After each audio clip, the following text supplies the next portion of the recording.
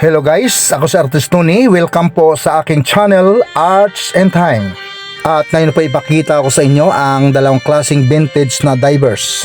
At pareho ang model, 4205.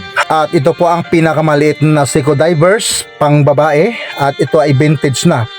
At ito'y bihirang-bihira nyo na makikita kasi ito ay kinukulikta na. At itong kasunod ay Seiko divers medium, kung tawagin, ay vintage din po ito. Kasing model lang po sila na 4205. At makita nyo po ang comparison ng Seiko small divers at saka Seiko medium divers. At ito ay aking mga collection sa ngayon. At ito ay sumikat noong 1980 hanggang 1990. Marami pa tayong makikita noon. At ngayon subukan natin buksan ang Seiko Diver Small at ipakita ko sa inyo ang kanyang machine or makina. Ngayon ay buksan ko na at para makita natin ang makina.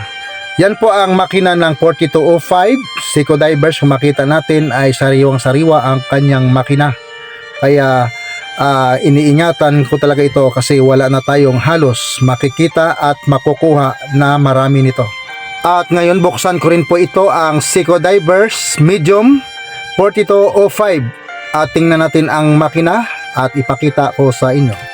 At ngayon pagmasdan nyo mabuti ang makina ng small na Seiko Diver at makina ng medium Seiko Diver 4205. So ang makina pala ng 4205 na Diver small at medium, parehas lang po ang kanilang makina. At ngayon malinaw na sa inyo na ang makina pala ng medium at small divers ay halos parehas lang. Pero kung minsan ang small divers ay gumagamit din ng makina na double bridge ang kanyang balance wheel control. So kaya kinulikta ko ito kasi tama lang ang laki. At itong pangbabae na Seiko divers ay ginagamit ko rin po ito na panggamit kasi nagustuhan ko talaga gamitin kasi medyo hindi gaanong malaki sa kamay. So kung gusto naman ninyo talaga mga leksyon ng single calendar, yung tinatawag na date lang, yan.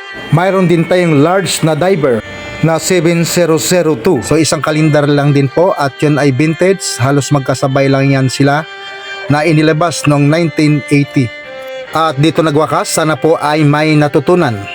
Ako si Artist Tony, isang watch technician at isang landscape artist, painter at motivator.